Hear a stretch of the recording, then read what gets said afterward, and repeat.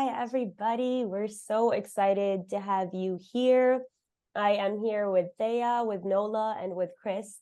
And we're all going to be talking a little bit about something that we've been looking forward to, I want to say, and something that a lot of astrologers have been talking about recently, the shifting of the nodes. So we've had the nodes in Taurus and Scorpio, and very soon they're going to be shifting into Aries and Libra. But I want to begin by just having everybody introduce yourself a little bit, what kind of astrology you practice, and maybe your key takeaways from the North Node in Taurus and the South Node in Scorpio. Yeah, do we want to start with Thea? Sure. Hi. Thanks for having me here. It's such an honor to be with such amazing people and such amazing souls who are doing such amazing work for the collective. I just want to get that out. My heart is so full and bursting. So yeah, I'm Thea. You can call me TLC. I'm a shamanic astrologer. I actually have a lot of astrology that I blend into my practice, but I feel really aligned with shamanic astrology just because I am really so passionate about the living sky. And I do, as much as I can, want to incorporate so much of the living sky and also the living earth to my astrology. But there's evolutionary astrology in there, a bit of traditional astrology. Um, yeah, and a lot of Western astrology in it also. I also blend my practice with a lot of shamanic practices, just so we can bring down the celestial energies to our bodies and help with embodiment through ritual and ceremony. Um, and that became clear to me because this is actually my nodal return. So I have North Node in Taurus, I have South Node in Scorpio, along with my Pluto and my Saturn. So there has been a lot of mastering my mystery, really understanding my intense emotions so that I can, make the complex into something practical, and something tangible for the collective. My big three, I have a Sagittarius sun. I actually have a Sag stellium. I also have a Capricorn stellium. So I'm just incorporating so much of my natal promise in the work that I do. And it's been a pretty interesting journey. 4 decades into this Earth School, it's been a wild ride. A lot of rebirths, a lot of shedding of who I was to become who I am. So yeah, it's an honor to talk about the nodes because it's such an amazing cycle to work with when we understand how our individual nodes can contribute to the collective nodes. So that's me. Thank you. Thank you. Whoever wants to go next can go ahead. Go, partner, Nola. I Okay. volunteer you. Hi everyone. I'm Nola Pututaro on Instagram. I practice traditional Hellenistic astrology. Um, and for the nodes being in Taurus and Scorpio, so I'm a Scorpio sun and moon. So it was right there with me during the whole transit. Um, and it was very personal, of course, since it was coming into contact with my sun and moon. And like the whole time, what was going on in my mind was see Valence, but he said that Scorpio was like the cause of stenches. And like the South Node being in Scorpio, like the stench really did come out in a lot of um areas in my life. And I think that also informed how I am forming my view of the world and how I come into contact with my loved ones, with my clients.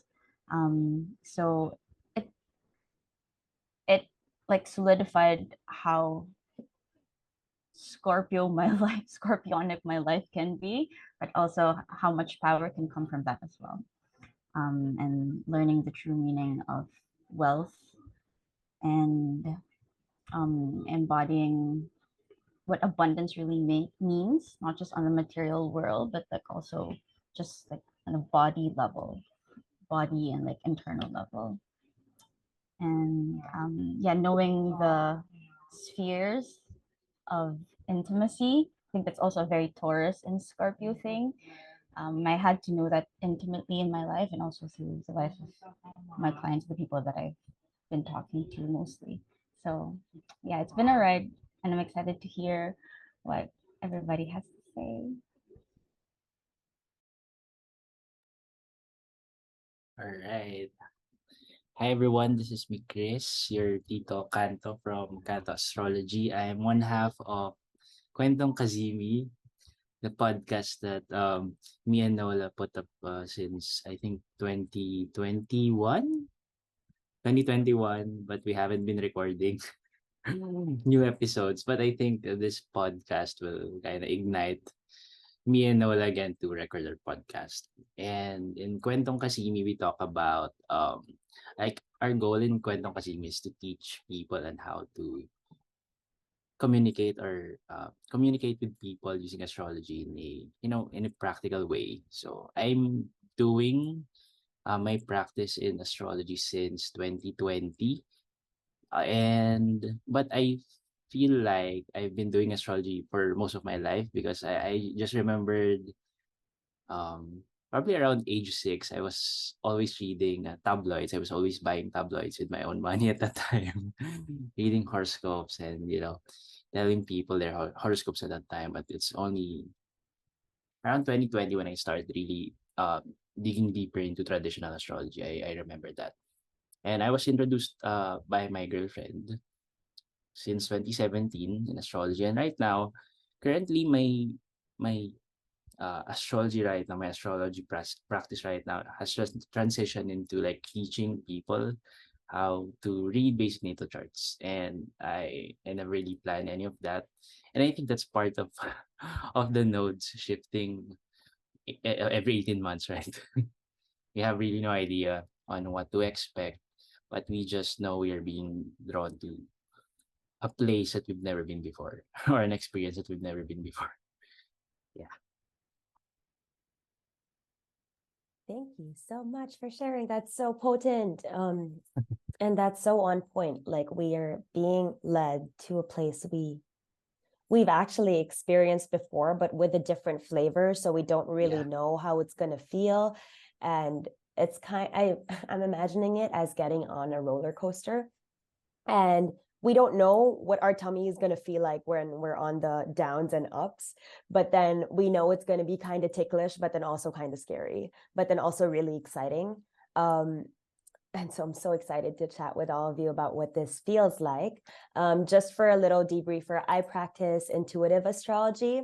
So I really like to just practice through like what I'm feeling and what I'm feeling emotionally, because I'm very Cancerian. I have a Leo sun, a Taurus moon, Libra rising, but then I have my Venus and Mercury in Cancer.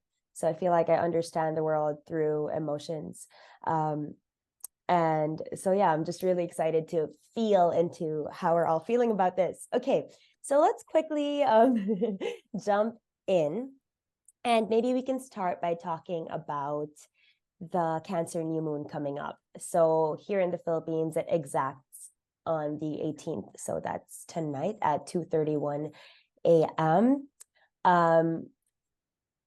Yeah, how are you feeling about the Cancer new moon and what is calling your attention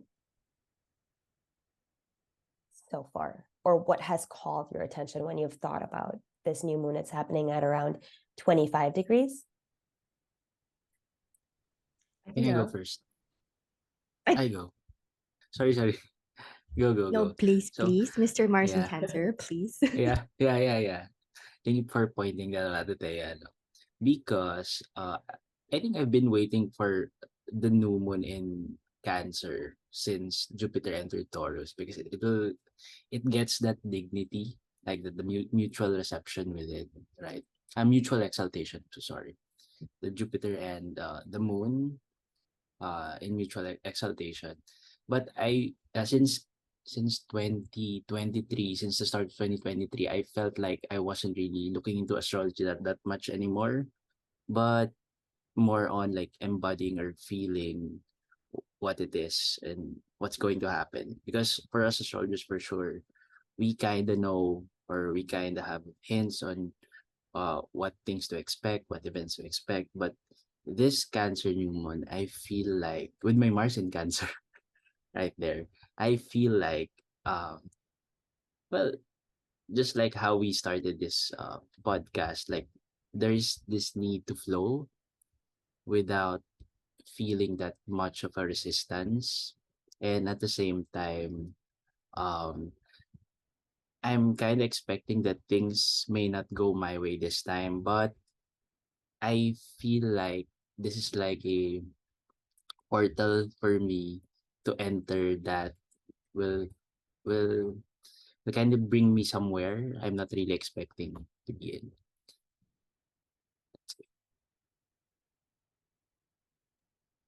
Can I do a quick follow-up Go, on go. what you just said? When I was asking you how you're feeling into the nodal shifts, you said you were seeing a lot of doors. Yeah. And I'm curious to know if that's related to this, like this flowing and going where you don't know where you're going. Yeah, do you want to share a little bit about that and how those Yeah. connect? I think I was talking to Karina like few weeks ago before we started talking about this first episode, right? I've been dreaming about a lot of doors and like literally seeing doors every time I go outside. There are some prominent doors out there, like red doors, like a big door, like an open door. And I just felt like there are a lot of doors open right now. And it's really for us to choose and to pick intuitively on where we can enter. And the fact that these doors aren't even locked and we are very open to explore, right? And I feel like everyone is just transitioning into a different place right now. And have you guys experienced that as well?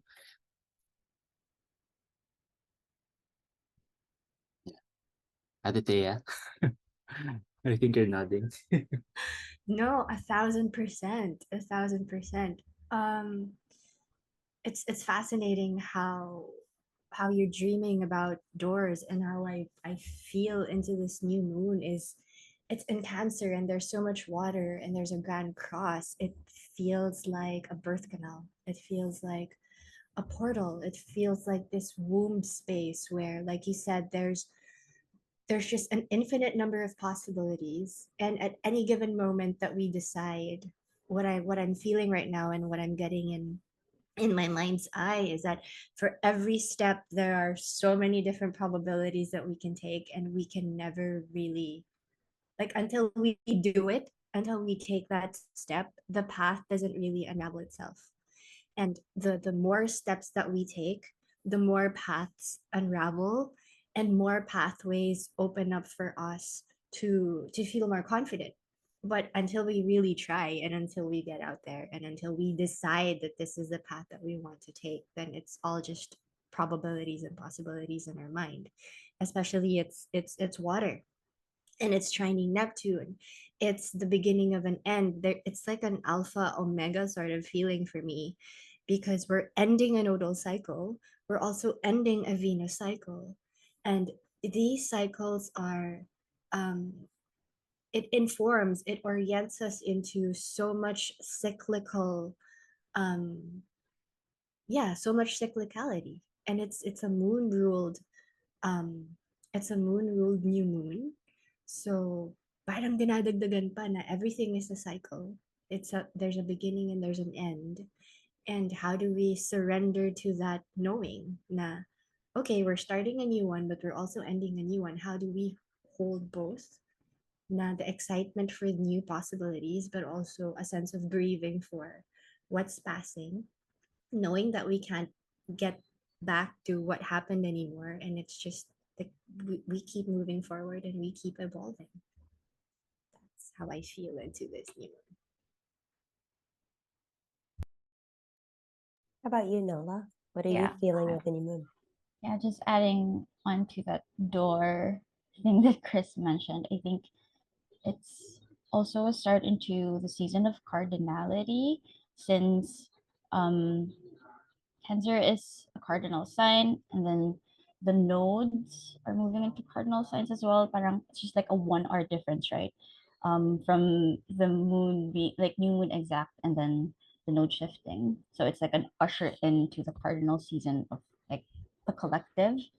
And when I think of Cancer as like a flowing water, it's not just flowing, sometimes it feels like a gushing of water. Sometimes it feels kind of violent as well.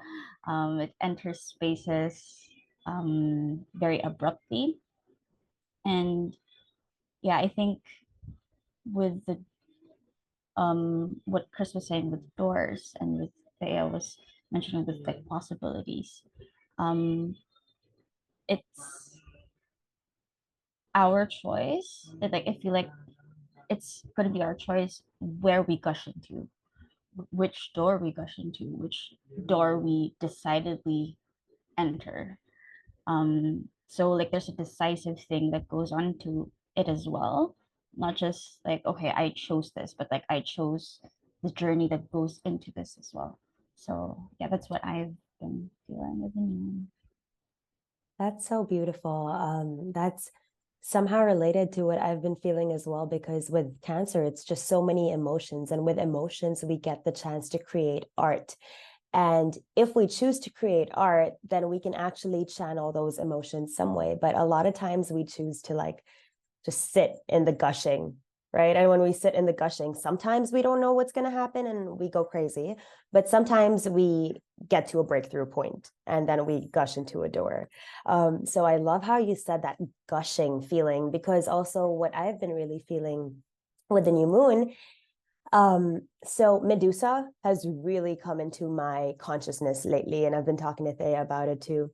And so I pulled up Medusa, the asteroid 149, I believe, if you want to find Medusa in your chart.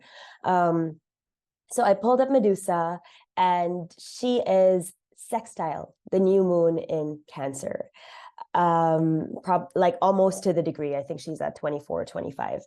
And so when you said gushing and like just choosing, I realized that sometimes it's not of choosing. Like for anyone that knows Medusa's true story, which I hope gets out like really soon, and I'm going to do my part to get that out as well. But for anyone that knows Medusa's story, she didn't choose to be who she is, or to be cursed, or in a better frame, like empowered. But she kind of, even though it wasn't something she chose, she has now become a protectress of women. That's how I see her, like a protectress of the feminine. Because if you look at Athena, Athena's shield has Medusa. And so it's like, how can we also, even if we don't choose to be where we're going, kind of own that and protect our heart through that and protect our humanity through that? Because sometimes we can't really choose. A lot of times we can choose, but sometimes we're put in situations where it's on us to kind of find the beauty, right? And I think that's what also comes with the Cancer new moon, and like this opening to the cardinal, because it's a new chance to choose differently. And especially with the nodes going to be squaring Pluto, I think there is going to be so much coming in there. So I think this is a great segue actually to begin talking about the nodes. So the nodes shift tonight morning, Philippine time. The last time that the North Node was in Aries and the South Node was in Libra, from my research, was December 2004 until June 2006. So for anyone listening, have a feel into what was going on in your life back then to kind of get an idea of what kind of cycles may be replaying. But yeah, how are you all feeling into this shift from feminine to masculine, from fixed to cardinal, from, you know, earth and water to fire and air. Like, I feel like there's such like power there. And I love that we have Chris here to represent the masculine, because it's a masculine nodal shift. So yeah, maybe Chris, you can start and tell us how it's feeling for you. Yeah. All right. Since you mentioned masculine, right? I was working with my feminine since the last 18 months. I felt like I am being more connected with my emotions right now. I can still remember the time. When you mentioned 2004, I think that was the time that I wasn't really in touch with my emotions. I think I was, I don't know, I think first year in high school at that time, around grade 7. And I remember my issues during that time was my emotions. I wasn't able to express them clearly, and I don't really know what emotions mean. At that time, I'm always at number 5 from a 0 to 10 scale. I feel like I'm always neutral, but at the same time, that's the time when I felt like I just didn't know how to feel or what to feel or how to assess my emotions. But with the previous nodes in my seventh and first house. By the way, guys, I'm a Scorpio rising with the Taurus moon, like you, Karina, and the sun in Capricorn. So that kind of struggle joke. No. Since I think the nodes in Scorpio and Taurus since 2021 allowed me to not rush, I think, especially when it comes to feeling your emotions, because sometimes when we feel the gush of our emotions, we feel like we need to understand it right away. But throughout that 18 months, I feel like I've had more time feeling that than really thinking. And that is something new to me. And that's one lesson, I guess, when you're having your notes in your first house and your seventh house. You're always looking to the other person or the person in front of you. And along the way, you kind of feel like you're losing yourself, because in a way, you're kind of becoming that person, or you're seeing yourself through the persons that you're interacting with. But when you stop and look at yourself in the mirror, you just realize you're changing. And I think that's how the nodes do it. Like, we don't really know where we're going, but we just pay attention to what's in front of us.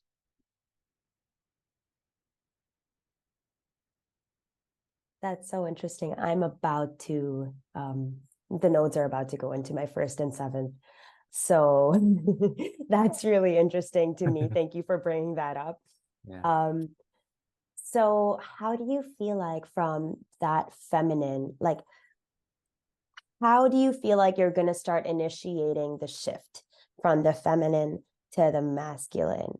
Because I feel like a lot of us have been feeling into our feminine. Like, I feel like there's been a lot of, the word that keeps coming up is marinating. You know, there's been a lot of marinating and sitting in it and resting and absorbing and feeling. And it's finally almost, and I say almost time because Venus is about to be in retrograde. So it's almost time to kind of like put in that masculine structure and responsibility and kind of add some, I don't know, yeah, structure is really the best word to all of the marination that's been going on. So how do you feel like you're going to like initiate that process? Is that for me? Sorry. Yeah, that's for you. Yeah. Well, I think things have already transitioned even before the node shift. I think there's this kind of the energy that is preparing us before the nodes shift. So we kind of have that hint on what's going to happen next. And likewise, since we know our astrology, we know what to expect. Our eyes are being drawn into things that we can expect at the moment. But that shift from the feminine to the masculine, I feel like I became more creative during that time when the node was in Taurus, and like literally I'm just exploring my senses and like connecting to earth, connecting to the world, connecting with how I consume as well, and shifting to a masculine sign in Aries. I feel like I want I want to create my own journey or my own experience. I think it's more of like bringing that creativity that I learned in the past 18 months into reality. Because I think with the feminine sign, all the ideas are there, but when it comes to the masculine sign, everything is materialized. And it's not about like putting it out there perfect and all good, but more of like initiating and taking the first step. I think that's what the ship is about to do with us. But likewise, since last year Mars was in retrograde for almost 6 months, and it's it's also ruling the south node, right? And it's on top of my first house. So I just remembered I was sick for most of that year, and Mars was my time lord at that time. So I feel like, and I was also doing I'm also in my Saturn return at that time. So I didn't really have the time to really uh how do you say it, look deeper on what happened at that time. But looking into it right now, I just realized I was purging. And I think that Scorpio uh thing in the south node was about purging, I guess. How about you guys?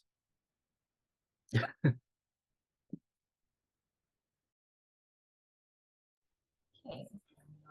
Um, just to add into like the masculine aspect of nodes moving into Libra and Aries. Um, when I was meditating about it, parang the thing that came to mind was the phrase growing a spine. So like having that structure, that spine to keep you upright and to let you move. So parang we can always flow, we can always like flow through things, but like that spine will keep us upright and moving. Um, and it's a very personal thing for me as well, since I don't have a lot of like very traditional masculine models in my life, and I've had to find that in like alternative spaces and mostly women in my life. So um, being more attuned to the masculine and recognizing the parts of myself that are also masculine, that have been able to make things happen in my life, that have been decisive, that have been um, focused and structured, like leaning into that more without shame or guilt and doubt. Um, I'm excited also to see that for other people um, around me as well. So I feel like for the longest time, I was like really healing my feminine energy as well, and like being more comfortable in my femininity as a woman. But like now, I want to see a more powerful masculine inside me and also in other people that show up in my life. So yeah, I'm really excited about about the masculine energy, and like the exaltation lord will be different, right? So for Taurus and Scorpio nodes was the moon, and for this one it's going to be the sun and Saturn. So really the masculine energy is strong. So yeah. Thank you for sharing. So when Nola said embracing her feminine, um, it made me think of you, Thea, and your past life being very like masculine oriented in the way that you were working, and then moving into this very feminine marination. So how are you feeling about it? Do you feel like, how are you feeling about, yeah, the masculine kind of sorry, kind of coming back into your life? And um yeah, what do you feel like is coming up for you in that regard? Um, let me step back a bit, um, because how I see the nodes is really this evolutionary journey. Like we can't look at just this nodal shift without looking where it was before and then where it was before then. So let's start. Like when we all started into this, I think the peak of all of us really stepping into astrology and this medicine is when the nodes were in Gemini and Sagittarius, because that was also quarantine and we were getting a lot of information. So Gemini is like opening up to new perspectives, but also sitting in the middle of the polarities. And when we speak of masculine feminine essence, it's so much around the tension of the opposites and holding the tension of the opposites, as Carl Jung would always um, would describe it. And then from Gemini, Sagittarius, so we're getting information, we're opening up to many possibilities of perspectives. We shifted into Taurus and Scorpio. We came from masculine and then we shifted into feminine. And I'd like to highlight when we entered this Taurus Scorpio nodal axis, it was also when Venus entered Capricorn, and it was very close to Pluto. Pluto is in Capricorn. And I loved how Pluto is so loud in your shares when you're talking about growing a spine and when you're talking about having structure within all this fluidity, having structuring your surrendering. And there's still that alignment and that spine. And Pluto has been opposite Aries, Aries, the goddess of discord. Aries is in Aries. Chiron is also in Aries. So Chiron are our wounded identities, our trauma, our early childhood need to reparent ourselves. It's so loud, and I feel like each of us in varying degrees are going through our own reparenting. That's why we're going through our own surrendering and softening into a new becoming, whilst also acknowledging that there is a need for structure. There is a need to grow a new spine, and that new spine doesn't have to be made of steel only. It can also be made of feather or cotton, or it's still something tangible. It's soft and hard, like it's a both end. It doesn't have to be just this only anymore. And I think that Gemini Sagittarius axis taught us that.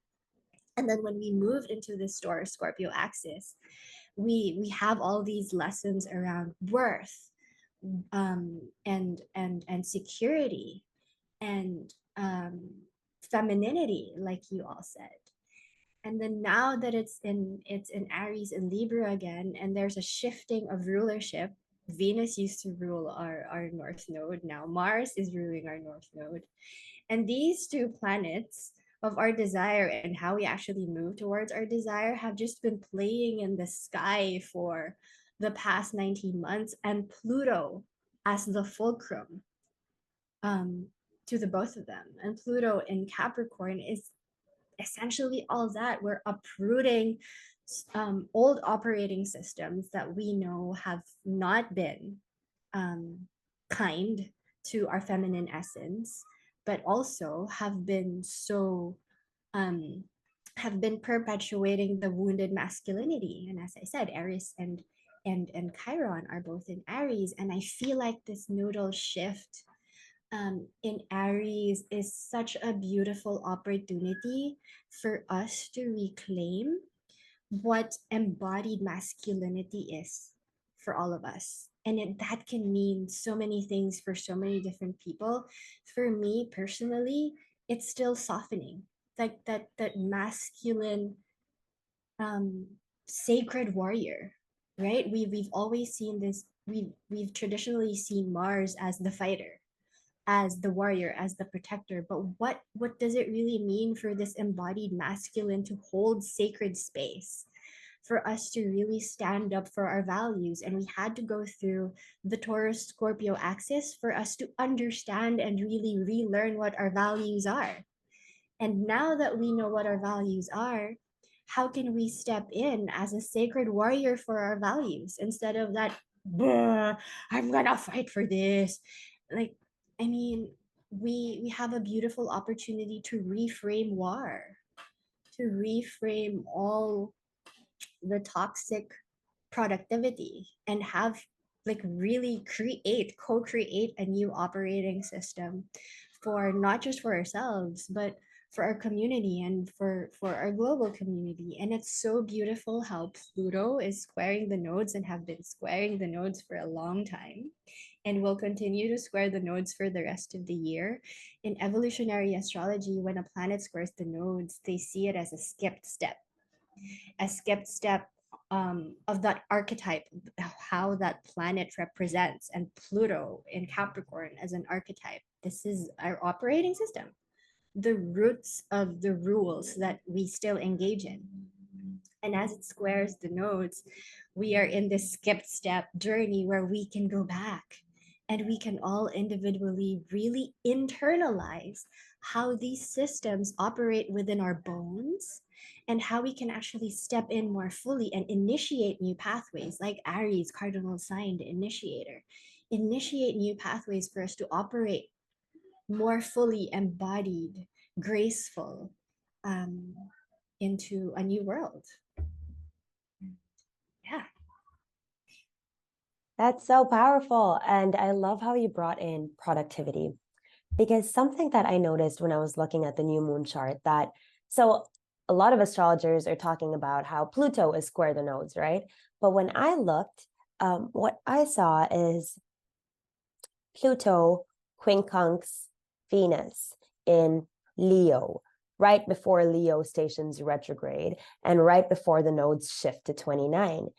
And what came to me was, how can we reframe productivity by really realigning with our values and really realigning with what's authentic to us and what's fun to us? Because I think for so long we've been taught we have to be productive, we have to work, we have to have outcome, we have to have tangible outcome, like Taurus North Node, right? We need to be showing something, we need to be selling something, we need to be making money, we need to, there are so many things we need to be doing.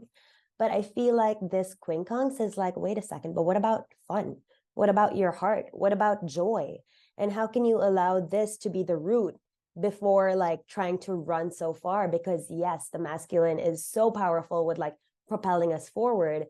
But then if we don't know where we're going, I'm thinking of like the Knight of Swords, right? In the tarot. If we don't know where we're going, where are we going? Like it can be such quick energy. And when it's channeled, again with the gushing, right? When it's channeled, it's so much more powerful. It's so much more productive, because how much are we trying to be productive and then going to do something and then actually procrastinating and not doing it because we actually weren't ready to do it, or because it's not even aligned with our values? And so Nola, you were talking about the spine, and what's coming to me now is, how can we allow our values to be that spine? How can we root into those values so that when Pluto squares the nodes, we kind of know what we're moving away from. We know what hasn't been working for us. So moving a little bit forward with Pluto squaring the nodes, what else are we seeing with that? Anyone want to share? And thank you, Thea, for bringing us back all the way to the Gemini and Sag nodes. That was actually my reverse nodal return. So that was really an interesting time of holding the polarities. And as you said polarities, what else popped into my head is Ceres right now is in Libra. And I've really been studying the asteroids so much more closely because I think we need more feminine representation in a chart. Like it's clear and so obvious that we need more feminine representation in a chart. And we can really find that with, sorry, I have a fly that just went into my coffee cup, so I got distracted. Yeah, I lost my train of thought. Anyway, so nodes shifting. How are we feeling about Pluto? Oh, I got my train of thought back. Ceres and Libra. So there's such a big polarity and the need for the asteroids to come online. And so with Ceres and Libra right now, as this shift is happening, also in a cardinal sign, it feels like, to me, Ceres, and to everyone, Ceres is the divine mother, right? She is the tri mother, I want to say, for lack of a better term.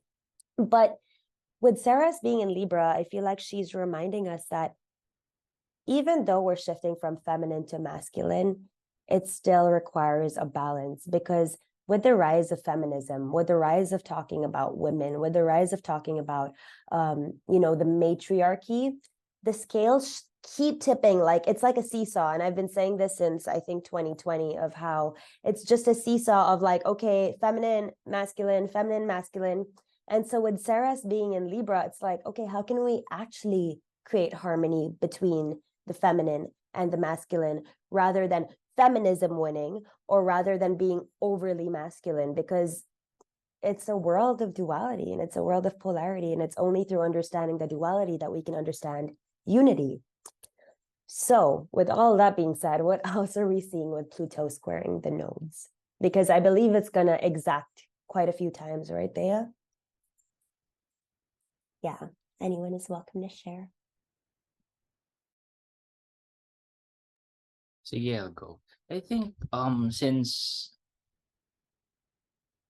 Pluto will just stay in Capricorn for quite few more months for it finally really leave Aquarius, right? And with the shifts that's going to happen, I'm not really sure about the date, right? But I think I'm really looking into 2020, the 2024 and 2025 timeline, where Pluto, Neptune, and Uranus will actually move in just about like around 8 months, I guess.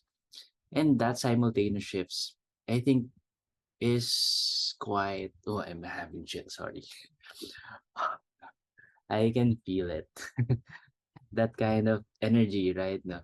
Just by talking about it, all three transgenerational planets moving into different signs, and I think Pluto being in the being at the bendings, or in between the nodes, feels like we are being prepared on what we should be aware about before that shift. And um my throat got dry. Sorry when talking about it. I don't know why. But I think that's really a preparation time for us to really force, and no, no, not take in the force of change that's being presented to us. And I think I'll just talk about the the other planets later, what I feel about it. But I think that's it. How about you, Nola? Yeah, parang when Thea and Karina were mentioning Pluto and its role in these nodes, parang I thought of the word fulcrum. So parang it's right there in the middle in the bendings. So parang it's something that holds those two polarities together. And I think in terms of wanting unity, since that's the goal for everything naman, um like seeing Pluto as that fulcrum, as that like thing in the middle that holds those two together, it can be um like recognizing the power of each. Na you can never really be a true masculine if you don't know what a feminine is, and you can never really be or understand the masculine if you don't lean into your femininity. So I guess with Pluto there, the circumstances on a wider scale, on like a global scale, will support that. Like really knowing the other side of where you are coming from, or um, the other end of the polarity. Yeah, so I guess world events and societal shifts brought in by Pluto, triggered by Pluto, will act as a trigger for understanding those polarities better. So speaking of world events, sorry, Thea, I will let you go right after I ask this question, because I know you'll have feedback as well for this. But speaking of world events, so what are we feeling collectively for this nodal shift? can we all talk maybe a little bit about what we're seeing or how we may be seeing it play out? I don't really want to go too much like predictive, but then maybe just a good idea of what practically it can look like. Yeah.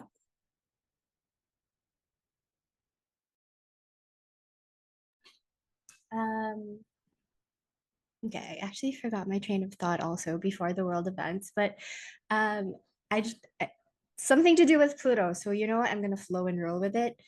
I just want to bring us back to 2008 when Pluto entered Capricorn and how that triggered Western societies to rethink the value of plutocracy. And when I say plutocracy, it's our fiat system, it's our financial system, and what worth means, what like the security and the fear around money, which is also so Plutonian and Scorpionic. There's this quintessential fear around money because money represents so much of our security.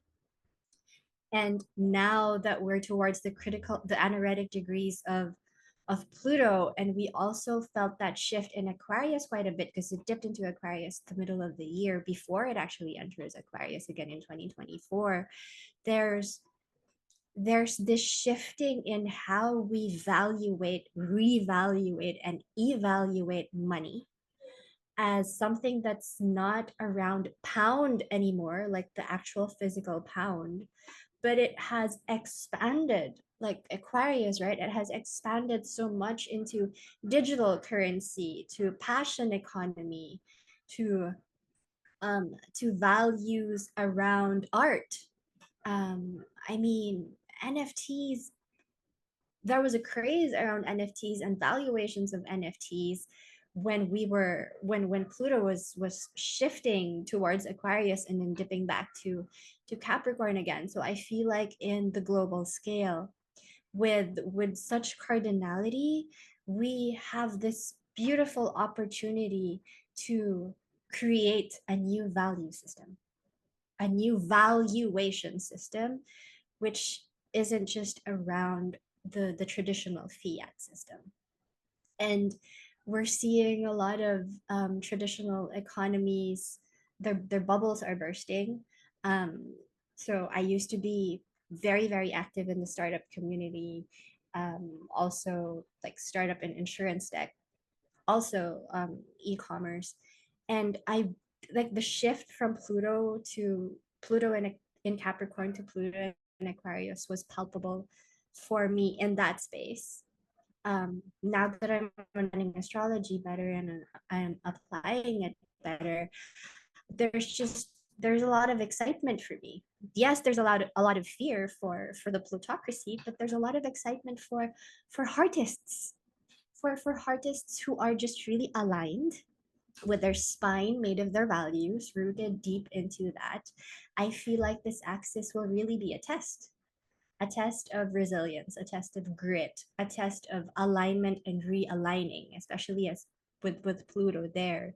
And it's not something that, I mean, with Aries North Node, it can feel like, oh my gosh, I need to do this. I need to do this fast. I need to do this now. I need to be productive. There's a shifting to that view with Pluto in the bendings because it teaches us deep time. It teaches us to go deeper into why we want to initiate such things so that we can be the fulcrum, right? Like we are actually the Pluto and we are holding this tension and this balance between um, really initiating things for ourselves whilst also holding the importance of initiating new modes of being for the other. That's how I'm feeling it.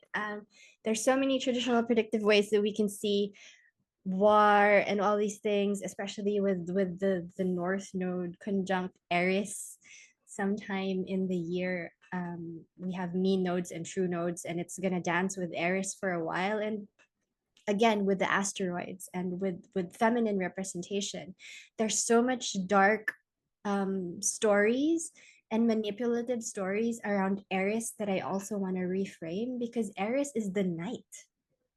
And how can we appreciate the stars if we don't have dark skies? And Aries, as that discordia, that discordant archetype, she is essential because we are in a collective, we are in a culture where I think Libra, we are comfortable, Libra South Node, we are comfortable to sweep things under the rug, to just maintain the peace. Ah, sige na lang kasi I want to make you happy.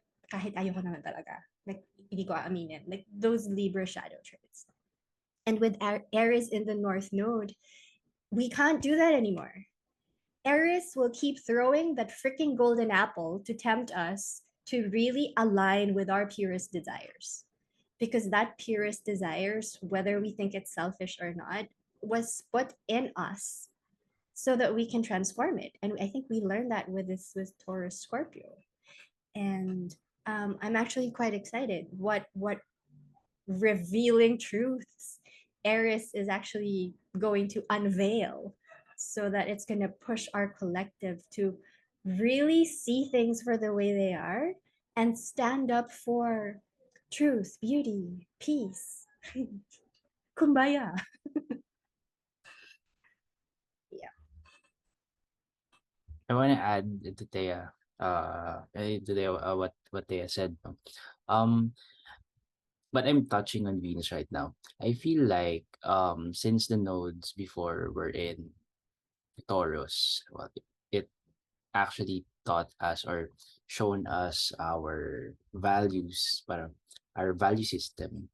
And right now, since it will be ruling the South Node in Libra, I feel like compromise will be a huge thing this time, because sometimes compromise might feel like you just want peace, you just want things to go as peaceful as possible.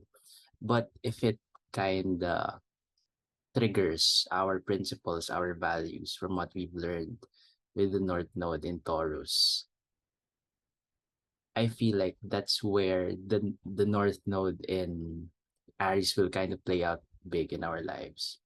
Because sometimes we feel like we just compromise every day, every hour, in whatever we're doing. The masculine in there will be very bold, will be very relentless, to a point wherein sometimes compromise becomes draining for us. That South Node, meaning of drain as well. So I think what I'm expecting for this nodal shift is also like having more time to like reconsider and reevaluate the things that we are compromising in exchange to what we really want, what we're pursuing with the North Node in Aries. And I'm just looking into what happened while the nodes are in Taurus and Scorpio, because since I experience it in my relationships and my physical self, it's not always a bad thing to not really focus on what you're doing.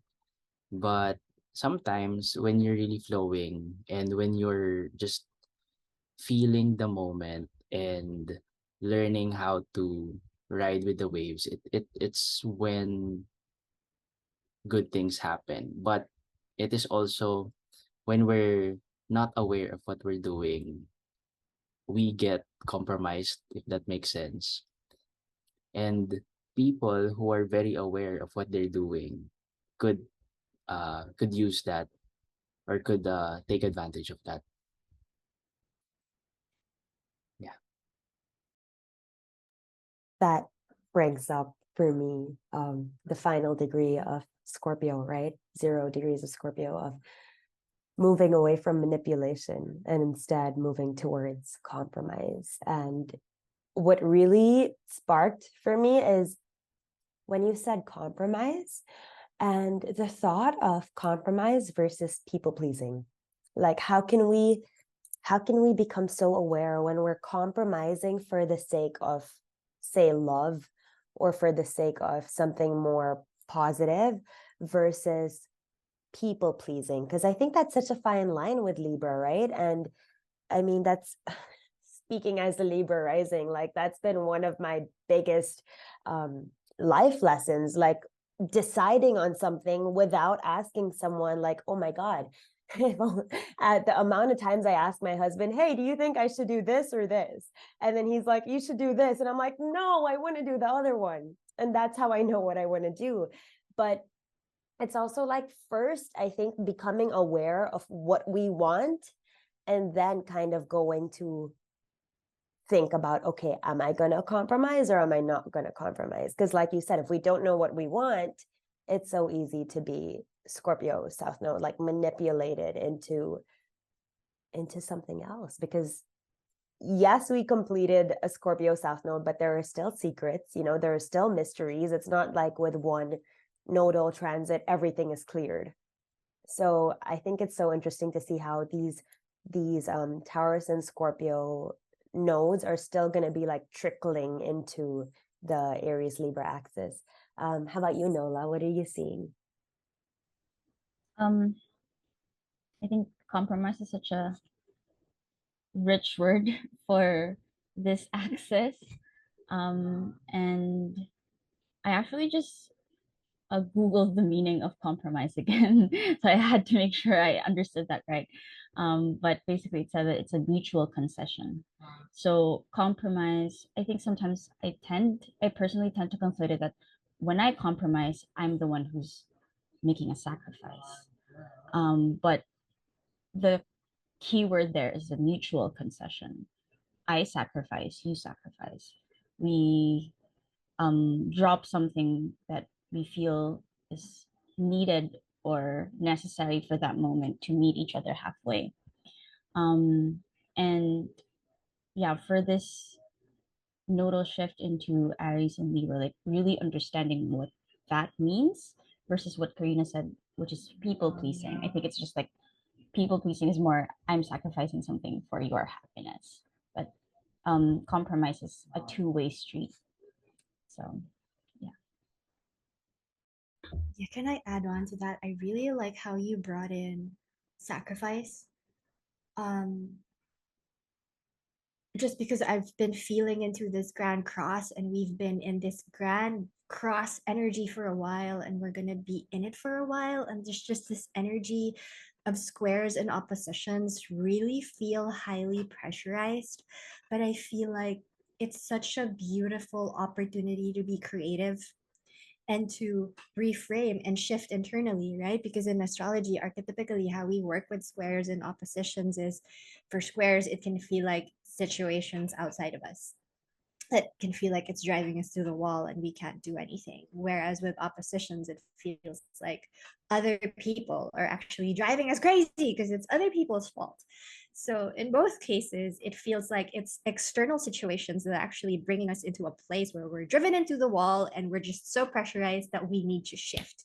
But that shift is always internal. And so with that internal shift, I want to bring up how we can reframe. Sacrifice is actually making sacred. And going back to Aries and how our ancestors really viewed Aries as the sacred warrior. So bringing back again, um, compromising in a sense that we're just all making everyone sacred so that we can bring back the sense of awe and this sense of reverence and this sense of harmony and balance, not because we are giving up of ourselves or we are giving up something of ourselves, but rather we are just making our life sacred, what how our relationships with everything are sacred. And I'm excited for more of these, with Pluto wrapping up in Capricorn, more of these ancient wisdom. And we're wrapping up Taurus. Also, Jupiter is still in Taurus, and it's about to meet Uranus in Taurus in April 2024 with my that's 2024. That's not going to happen until then, but it's just exciting that we're bringing up ancient wisdom of living in reciprocity, Aini, right? Sacred reciprocity. And it isn't so much about traditionally with the South Node, leaving the South Node behind, but integrating the highest expression of the South Node and then meeting it with the highest expression of the North Node. And again, with Pluto at the fulcrum, and our values at the fulcrum, how can we always shift and bring the balance back? I love that you use the word pressurized. It made me think about something I wrote a couple of days ago, if I may read it. I wrote this about Pluto about to square the nodes after making the quincunx to Venus. And I wrote, this shift is going to require us to have some sort of avenue to express ourselves, whether it's art, words, or creating something physical with our hands. It feels like a pressure tank, is what I wrote. It feels like a pressure tank, which releases in Cancer, aka emotions. So back to what we were saying earlier, when the emotions come, do you have space for the emotions to land safely? Can you give them purpose? Can you give them a direction? Or are you being consumed by them? Because I want to bring up something that I learned not recently, a while ago, but it's been coming up again recently, where emotions only take, I believe, 2 minutes to get to their height, and then we can let them go. But then how long do we dwell on our emotions, right? We're humans. We enjoy the drama of it. And so we kind of create a story from that emotion.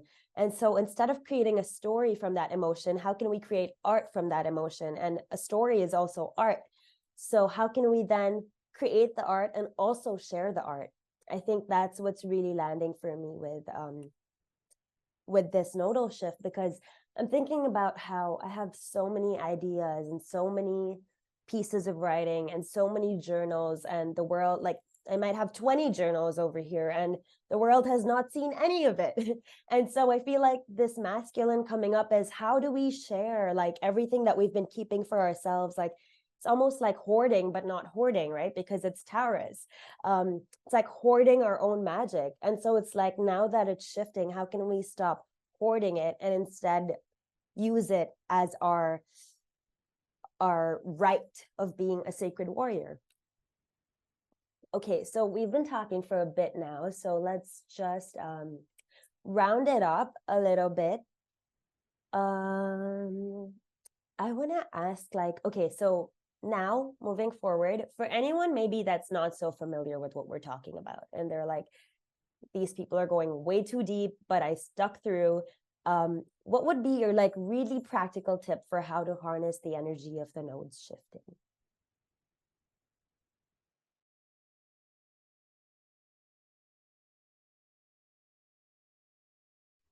Can I start? I also like how you brought up it takes 2 minutes for all the emotions to flow, because in personal development or in gestalt therapy, even in conscious rage, we allow the fullness of that emotion to like, we allow ourselves to be in that fullness of the emotion, whatever it is, so that we can let it go, right? Energy and motion, those are our emotions. So a practical tip I feel like is really getting in touch with conscious rage, especially as these nodes are also squaring. It's squaring Sirius and Vega, fixed stars. There's a lot of, there can be a lot of emotions that aren't just ours, but also ancient emotions that need to flow through our bodies just because we are earthlings, and the earth is going through um an area in space that just allows so much light. And with so much light, there's also so much information, and this information can come from so many areas of the galaxy, because we are all energy, and energy can neither be created nor destroyed. It just transforms. And so do we, as star stuff. So I think that's really the most practical tip that's flowing through me right now, and my armpits are just so perspiring. And so I guess I feel this so passionately. We need to harness that rage. Whether that rage is ours or not, there will be a lot of collective rage that will be unearthed by so many things that's happening, because again, we're in this pressurized period of time. And so if we aren't able to cultivate that space to be conscious around the emotions that's actually flowing through our bodies and flowing through the earth as a body, because the earth is also going through its own evolutionary journey, then how are we able to create, like you said, that fluid space to channel what's supposed to be channeled if we're so in this Aries Libra polarity? So yeah, there's so many avenues to learn conscious rage, art therapy, self-development, personal development, so many modalities. Astrology, where are the nodes actually activating in your chart?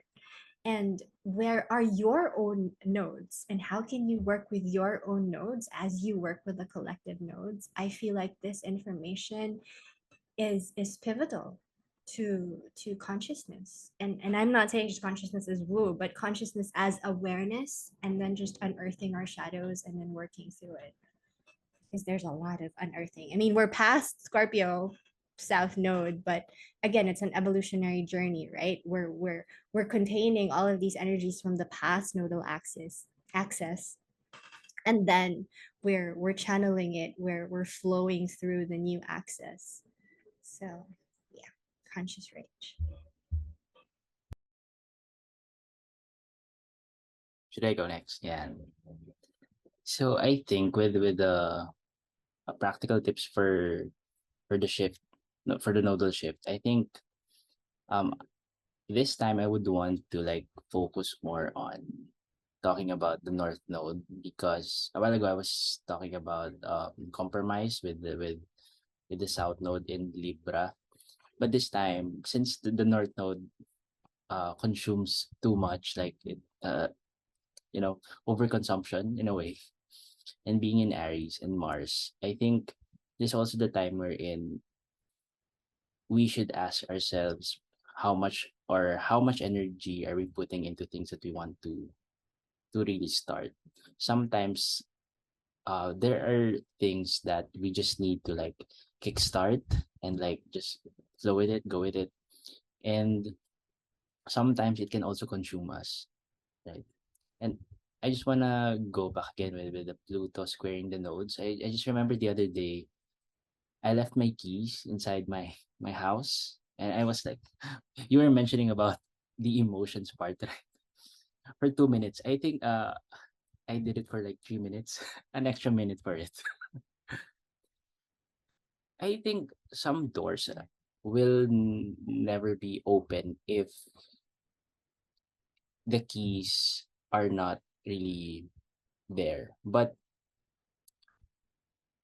my train of thought again, lumipad. What I wanted to say is that I designed that door to be indestructible. I was the one who did that. This door can never be like, even the doorknobs, all the locks inside. I know it will never be penetrated by anyone. And during that time, when I saw my mistake, I was so angry about it because I was the one who did that. I did it to myself. And I think with the North Node in Aries, it might feel like we want to do something, we want to initiate something, but sometimes that can also bite us back, in the ass. And with the South Node in Libra there, I think there should be also compassion to ourselves. That sometimes we feel like we want to initiate things, we want to continue things, we want to do this, we want to do it because now, but when we become compassionate to ourselves with the things that we're initiating, we're giving ourselves also the time for it to materialize. Because the eclipses are quite quick, and even after the eclipse happens, it's the energy still lingers with us for quite some time. And I think some questions for us for this nodal shift is that parang how big are your dreams, and how are you building that door, that fort? How are you going to design it in such a way that you can penetrate it easily, but at the same time, people, you could be protected by that door from other people as well. Also, questions like why do you want to get big in the first place, or why do you want to do it in the first place is one thing. And that North Node feeling of like wanting more, initiating more, could be quite dangerous for some, especially if they're not anchored into that Libra South Node. So beyond all of that, I think compassion and like compromise and like really aligning to our values is what should be taken in consideration in the next few months. And I always tell to myself that when nothing really is happening, then anything can happen. So I think with the nodes shifting right now, I'm really not expecting that much anymore, but I know things are about to happen soon. And that, experience with that door that got mad really big was really the time to surrender. When things are not going your way, probably you are overdoing it.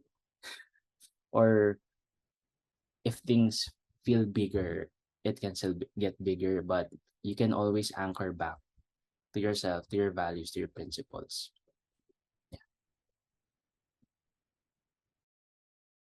Can I ask a quick question? How did you get back in? Well, okay. So it was easy because after like calming down, after a few minutes of calming down, I finally got my answer. So I messaged my brother. They have a key, but he's in Tagaytay, so that's quite quite far. So I couldn't even, I wouldn't even bother going to him at that time because it takes a while, like 2 hour drive. And then at that time, my plans got different. I didn't got inside, so I just spent the time outside, and then I bought coffee. I just enjoyed. I just I think that's one thing also in this nodal shift, because sometimes if you're being blocked by the door is locked, you can actually spend the time outside. I think that's that's what it taught me at that time. Thank you for sharing. How about you, Nola? Oh my gosh.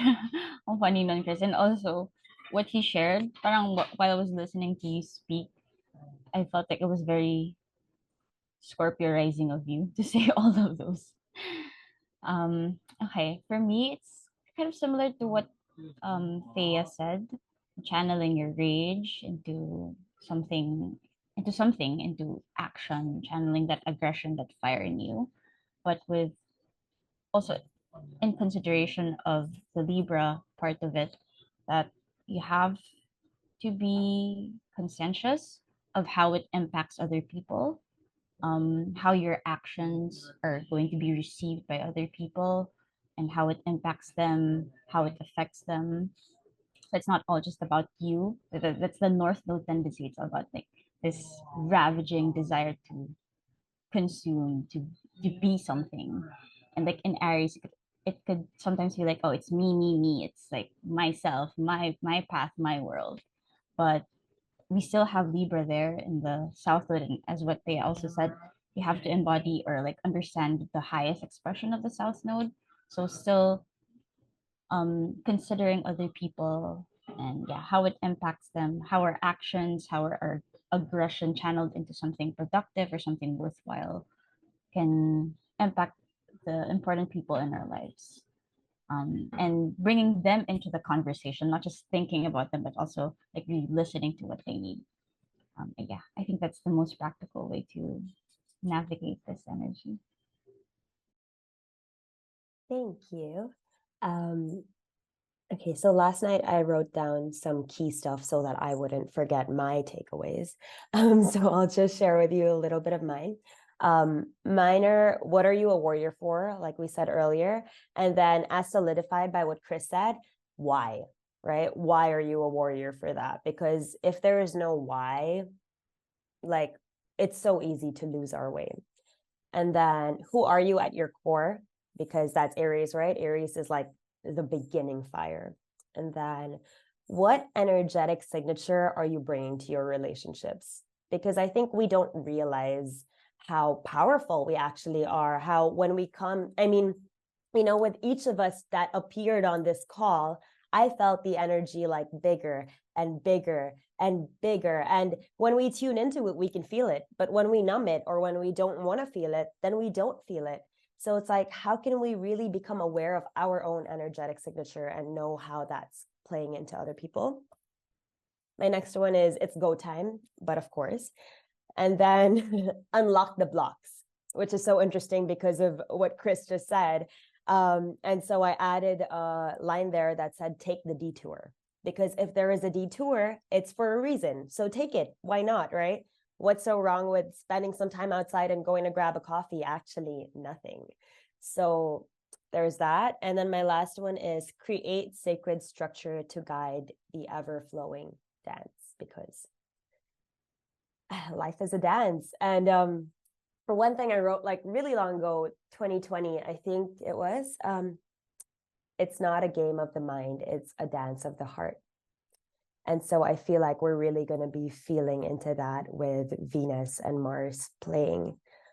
Okay, so we've been talking a bit. Thank you all for being here and for sharing all of your insights. This has been so rich and so potent and so amazing. And I think even if we had 10 hours or 12 hours, we wouldn't be able to like capture everything that we want to say about this nodal shift.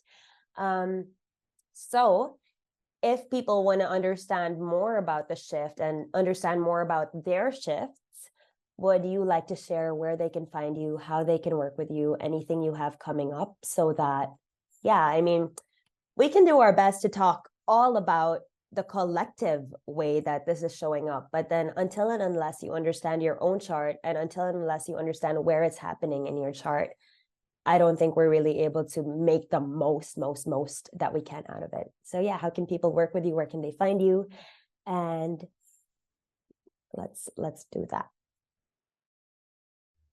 So I can start.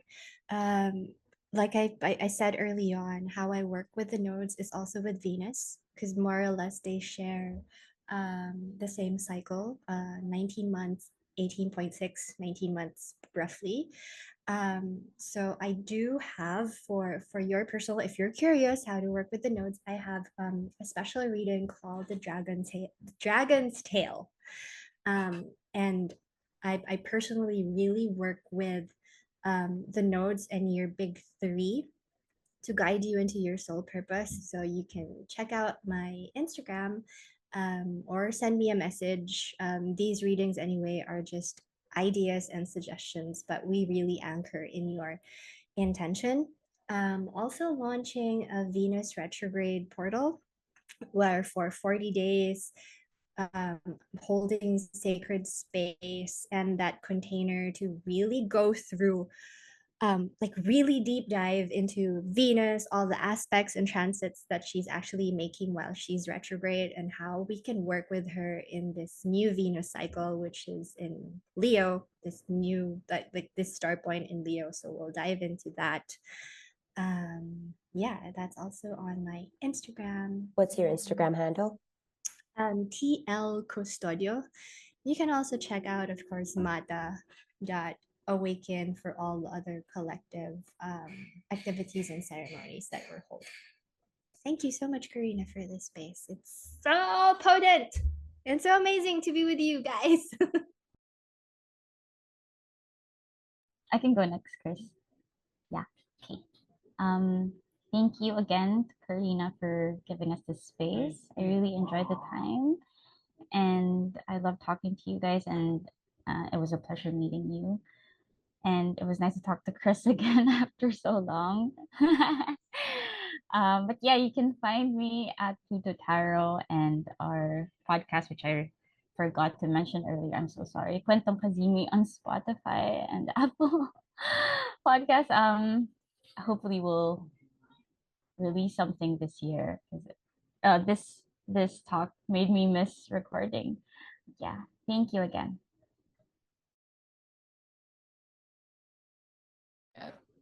Yeah. Thank you for bringing that up, Nola. Actually, after this recording, I think mag-uusap kami ni Nola about recording the next episode because I really enjoyed talking to you guys. And what a good way to welcome the nodes. Like this is really fun and really the nodal shift really teach me that lesson that every time something new comes into your way, it takes you by surprise. And I now have an idea about those doors that are opening right now because, those are portals and the nodes are portals as well. And when you enter doors or when you enter new portals, it is quite the fact that you cannot take everything with you. And that is something that I think the South Node could actually uh, teach us as well. Sometimes when we want to initiate things, we are kind of leaving things behind, things that are valuable to us.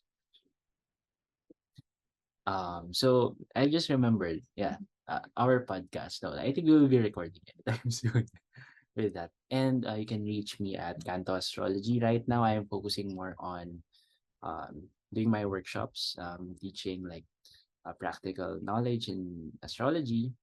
And I've been doing consultations for a while, but I feel more connected into teaching. And that kind of intimate teaching, wherein I only have like 3 to 4 students per batch, and I really love like people learning how to communicate through astrology, regardless of their backgrounds, and using it to their own field of work. And that's it. You can also listen to our podcast at Kwentong in Spotify, Kwentong Kazimi. And yan, like, follow, subscribe. Wala pa. Yun lang. Amazing. Thank you so much. I love, Chris, how you said that you're resonating more with teaching. I think it's our Taurus moons really coming online with the nodal shift, because for me as well, I have my readings open, but then what's really been feeding me and nourishing me is a program that I do called Expansive Space, where we meet every week and we go into something different about the current month and about the archetypes that are alive. And it's also like smaller, more intimate groups where we can come and be more accountable. And I'm really excited to share. Actually, this is the first place I'm sharing it. For August, I'm going to do Expansive Space for free because it's going to be 1 year of Expansive Space. So it's going to be open to everyone before I kind of close the doors again in September. So yeah, I'll share more about that soon. I'm super excited about it, clearly.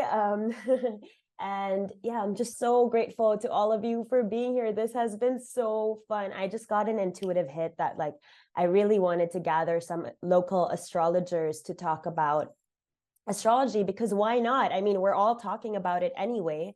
And so how cool to get all of us together in one place to share our ideas.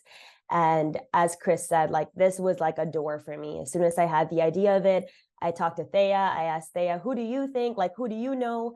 And she mentioned both of you. And I was like, actually, that could be really great. So we went for it. And I think this has been like incredible. So thank you so much for being here. Thank you for everyone that has listened to this.